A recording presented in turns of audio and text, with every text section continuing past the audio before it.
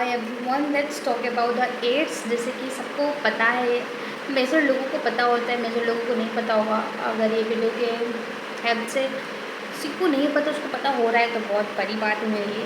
Let's go through it. AIDS, okay. AIDS इसका full form क्या है? एड्स का एक्वायर्ड इम्यूनोडेफिशिएंसी सिंड्रोम। क्या मतलब है इसका? देखो, एक्वायर्ड क्या होता है? ड्यूरिंग द लाइफ टाइम अगर हम लोग वो चीज़ को एक्वायर्ड कर रहे हैं तो उसको बोलेंगे हम लोग, मतलब हम लोग ले रहे हैं उसको, एक्वायर्ड कर रहे हैं ड्यूरिंग द लाइफ टाइम। ठीक है, that is nothing but the acquired. और इनेट होता है, जो कि हम लोग इन बॉर्न से ही हमारे पास होता है, उसको बोलते हैं इनेट इम्यूनिटी। मैं इम्यूनिटी का बात नहीं कर रही हूँ, बिकॉज एक्वायर्ड एंड इनेट। तो एक्वायर्ड का मतलब होता है कि जो हम लोग अपने लाइफ टाइम पे एक्वायर्ड कर रहे हैं। उसके बाद इम्यूनोडेफिशिएंट का मतलब क्या होता है? जब हमारा जो इम्यून सिस्टम होता है कमज़ोर हो जाता है, या फिर हमारा जो इम्यून सिस्टम होता है वो डिफिशिएंट हो जाता है, उसको कहते हैं, डिफिशिएंट इज़ नथिंग बट कमज़ोर, वीक कह सकते हैं, वीक हो जाता है, तो उसको बोला जाता है इम्यूनोडेफिशिएंस। देन आफ्टर एक आता है, उसको हम लोग बोलेंगे सिंड्रोम।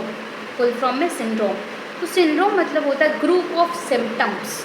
ठीक है, ग्रुप ऑफ सिम्टम्स को हम लोग क्या बोलते हैं? सिंड्रोम। तो जो AIDS है, उसके फुल फॉर्म हम लोग ने समझ लिया, और उसको फुल फॉर्म से बहुत कुछ पता चला कि ये जो एड्स है वो हमें लाइफ टाइम में एक्वायर्ड होगा, हम बचपन से ये हमें नहीं हो सकता। तो पहला बात पता चला। दूसरा बात चला, ये होता क्या है? जब एड्स होता है किसी को, तो वो उसका जो इम्यून सिस्टम होता है वो एकदम वीक हो जाता है, डिफिशिएंट हो जाता है। और जो हमने पता किया सिंड्रोम के बारे में, तो सिंड्रोम कुछ नहीं, एक ग्रुप ऑफ सिम्टम्स होता है। तो जितना NCERT कहता है कि जो एड्स होता है ना, उसका सिम्टम्स बहुत बाद में पता चलता है। ऐसे फीवर, डायरिया, यही सब है। I will talk about it in the symptoms topic. But जो ऐसे नहीं पता चलेगा कि हाँ ये इंसान को एड्स है, जब तक उसका टेस्ट ना हो, ब्लड टेस्ट ना हो, तो ऐसे नहीं पता चलेगा। तभी पता चलेगा जब हम लोग मतलब बहुत टाइम के बाद पता चलता है कि किसी को एड्स है, डायरिया, फीवर, यही सब सिम्टम्स आता है, जो भी है। तो अभी एड्स के बारे में हम लोग समझते हैं। एड्स जो है वो कैसे पता चला था? तो US में in the year of 1981 report किया गया था कि एड्स जैसा भी कुछ होता है। ठीक है, तो एड्स जैसा भी कुछ होता है, reported in the year of 1981 in USA। इतना तो क्लियर हो गया। देन आफ्टर, ये एड्स कैसे होता है, कौन से वायरस की वजह से होता है, लेट्स अंडरस्टैंड। तो इसका पॉजिटिव जो एजेंट है वो कुछ नहीं बट HIV, एज बहुत पॉपुलर है, ऑलमोस्ट पता होना चाहिए सबको कि HIV फिमिलर होगा बहुत लोग। तो HIV की वजह से हमें क्या होता है? एड्स होता है।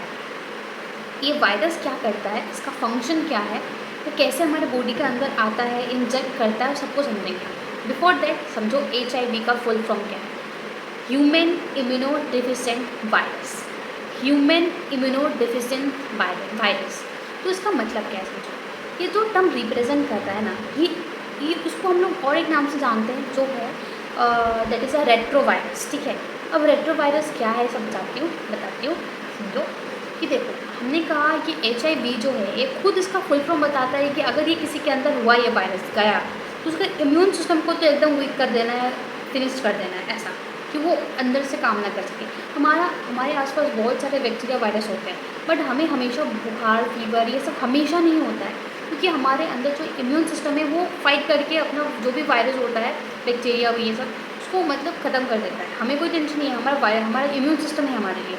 बट अगर ऐसे टाइप के वायरस आएंगे जो कि हमारे इम्यून सिस्टम को वीक कर देंगे, तो जो नॉर्मल फीवर होगा वो भी हमें हो सकता है, क्योंकि हमारा इम्यून सिस्टम भी उतना स्ट्रॉन्ग नहीं है कि वो लड़ सके अगेंस्ट द वायरस। तो ये बता रहा है, इसका खुद HIV जो है वो खुद एक बता रहा है इतना डेफिनेशन में कि मैं तो इम्यून सिस्टम को मतलब एकदम कमज़ोर कर देना कर दूँगा, ऐसा नहीं है। ठीक है, तो जो भी है, पार्ट ऑफ द जॉब थोड़ा सा। ओके, लेट्स स्टार्ट कि हम लोग अभी थोड़ा ये समझते हैं कि जो हमारा जो HIV है वो उसके पास ऐसा क्या है कि हमारे बॉडी के अंदर आते आते हमारे इम्यून सिस्टम को एकदम वीक कर देता है। देखो, उसको हम लोग रेट्रोवायरस के भी नाम से जानते हैं। जैसे कि हमारे अंदर क्या होता है, DNA से RNA बनता है, RNA से प्रोटीन बनता है। ठीक है, बट जो रेट्रोवायरस होते हैं उनमें जो जेनेटिक मेटेरियल होता है वो DNA नहीं होता बट RNA होता है। तो अगर RNA जो जेनेटिक मेटेरियल है, तो उनमें क्या होता है, RNA से DNA बनाया जाता है। ठीक है, RNA से DNA बनाया जाता है, क्योंकि उनके पास एक एंजाइम होता है जिसका नाम है रिवर्स ट्रांसक्रिप्टेज, तो उल्टा प्रोसेस में जाता है, ठीक है। आरएनए से डीएनए बनता है, क्योंकि उन लोगों के पास वो वायरस जो HIV वायरस है, उनके पास जो जेनेटिक मेटेरियल होता है वो क्या होता है, आरएनए होता है। इतना समझ में आ गया। अब ये किसी पर्सन को कैसे हो सकता है, कैसे हो सकता है किसी पर्सन को, अंडरस्टैंड कैसे हो सकता है। देखो कुछ एनसीईआरटी बताता है, कुछ 4 या 5 बताए गए पॉइंट कि हम लोग समझ सके कि हमें एड्स कैसे हो सकता है। सबसे पहला जो पॉइंट है एनसीईआरटी कहता है वो है, अगर कोई मदर इन्फेक्टेड है एड्स से तो उसका फीटस जो होगा उसको भी एड्स हो सकता है, पहला पॉइंट। दूसरा एनसीईआरटी बताता है इन्फेक्टेड निडल्स के वजह से, जैसे कि कोई पर्सन ऑलरेडी एड्स में है, एड्स है उसको, और वही सीरिन से उसको दूसरे पर्सन को हम लोग अगर इंजेक्ट करें तो उसको भी एड्स हो सकता है। और जो ड्रग्स अब्यूज़र्स होते हैं, जो इन सीरिंज के द्वारा ड्रग्स लेते हैं, very bad things, drugs abusers, तो उनको भी एड्स हो सकता है। ओके, और क्या पॉइंट बताता है एनसीईआरटी बताता है ब्लड ट्रांसफ्यूज़न। ब्लड ट्रांसफ्यूज़न के भी द्वारा अगर वो पर्सन HIV पॉजिटिव मतलब एड्स है तो वो क्या हो सकता है, दूसरे पर्सन को भी इन्फेक्ट कर सकता है थ्रू द ब्लड ट्रांसफ्यूज़न।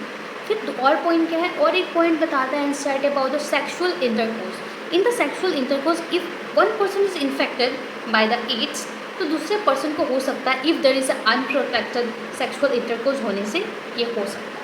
तो यहाँ पे कुछ मेजर पॉइंट बताया गया है एनसीईआरटी कि हमें मतलब ये सबसे वो खुद को प्रिवेंट करना चाहिए।